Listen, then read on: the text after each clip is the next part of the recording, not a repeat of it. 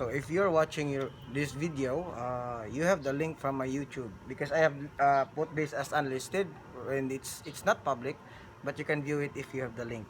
So let's start directly with the demo. But first, what's the difference between our app and the app that is emerging here in Cebu City? Uh, their app requires the people to install an app, and then they was just report a case or something like that. But our app don't have that kind of implementation, because for me it's anti-poor meaning they don't really consider those people who don't have access to smartphone or don't have access to mobile data. So our app will have this one, a QR code. This will serve as your ID or a Q pass. And unlike our Q pass right now in Cebu City, it's like this, so it's really cumbersome. So this one, you can put it as an ID. So let's start with our app. So our app has crowd control, laboratory, contact tracing, household management, and of relief operations. But we have not done yet the relief operations. So I will show you the crowd control, the contact tracing, but not the laboratory, because people might copy this app. So let's start with the crowd control. So unlike the existing now, what's happening now in Cebu City, people are required to write their names, their contact number when they enter an establishment, let's say Starbucks. So that's really a pain in the brain for the contact tracers to browse those paper, or I mean the data. So with our app, so it's just very simple, but it really fits with the situations here in the Philippines, wherein not all people has access to mobile data, not all people has access to smartphone. So let's see. So let's start with let's assume that this direct brain enters Starbucks or any establishment. So what will happen? It says access granted. So he just enters the salon or Starbucks or coffee shop or something. Then here comes Frida Torrance. Access granted. So you don't have it to what you call this, to write your name and then pass the virus through the ball pen or the table. So this one we can scan this with like that one. It's really far. So the social distancing between the security guards or security personnel and people, general public, is really absurd. So that one, it's really fast. Look at that. Oops. So you might be asking, why am I scanning all these people? It's to simulate people getting inside the establishment. So let's say direct brain has symptoms and he opted for a test, rapid test or a PCR test, and then the result is positive. So before that, the only one that has an app is the poor user. So all of these guys, like let's say we're in Cebu City, all of the people working in Cebu City, even the mayors, even the policemen, even the staff, should have this one.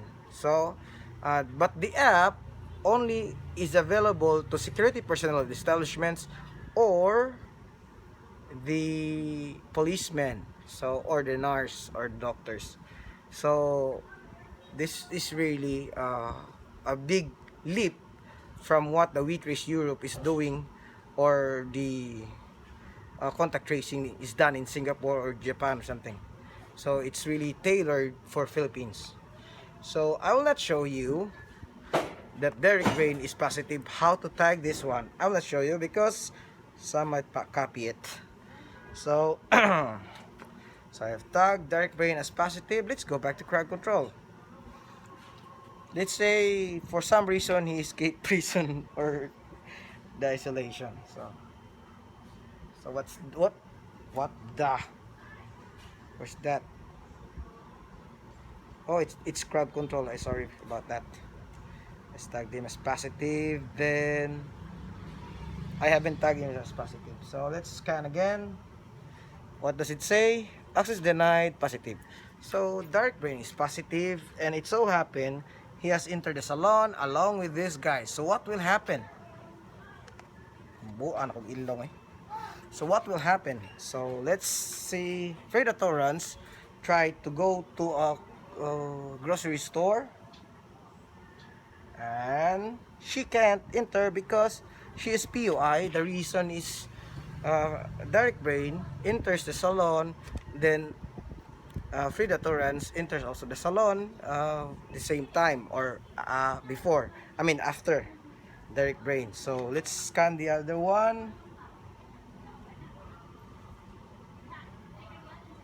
Bajay Sigbin can enter because he's a POI. So another one. This is take a sample because all of them are POIs. So this is what happened. All the poor users, meaning the policemen, the security personnel, the nurse, the doctors, or even the barangay captains that will implement a lockdown or a checkpoints, has this instead of people uh, instead of requiring people to have a mobile phone or a mobile data. So that's really anti-poor. I really don't like that. Okay, so in our case, we tailor this app so that people only bring their IDs. So, di ka makita eh, front ka man eh. So, what will happen? They are all PUIs. So, the problem is, how do we trace these guys?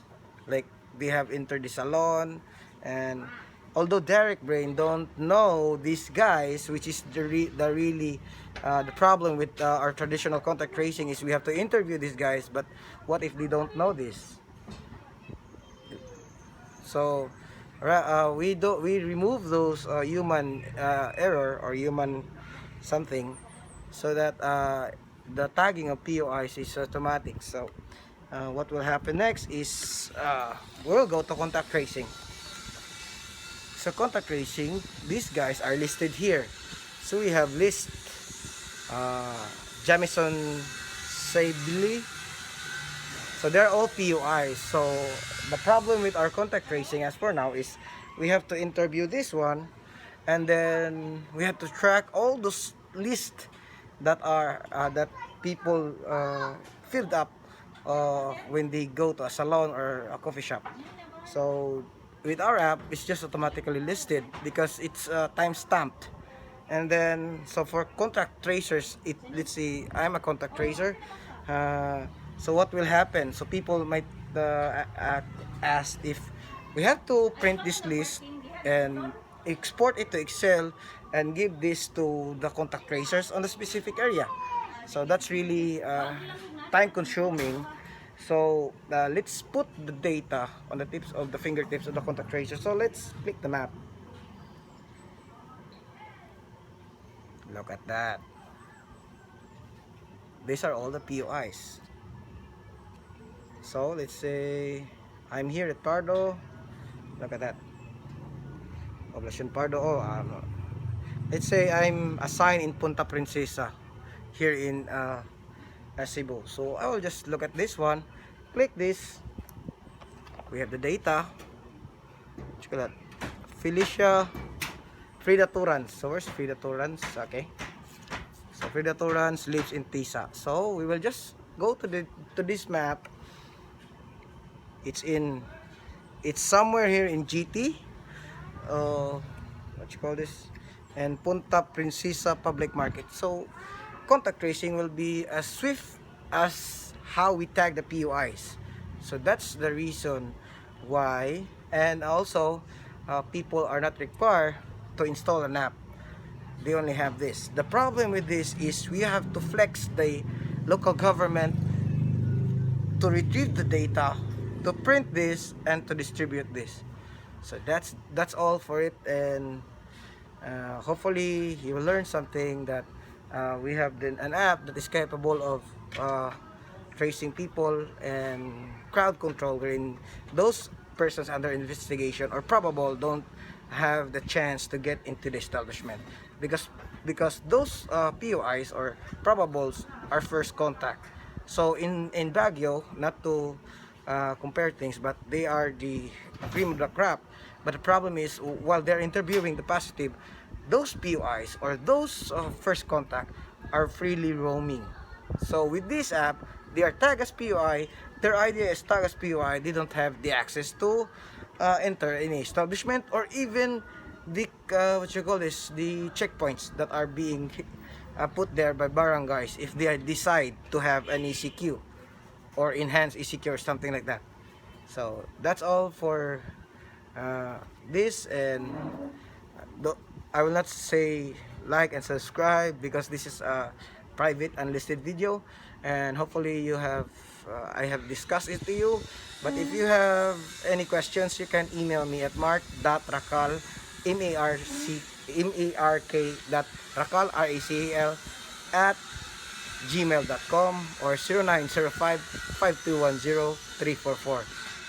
So if you want your city or province to have this kind of app that people will not cry, what the, you're anti-poor, how about us, we're only a construction worker, we don't have access to mobile data, or we don't even have a smartphone, what about us? So let's for those LGU, let's try to what you call this, refrain from doing that, because people are not capable of spending an outgoing cost because they don't have any work. Bubuan akong ilong eh. So that's all for it. This one is Habak, and thank you for watching, and hopefully I have explained it to you.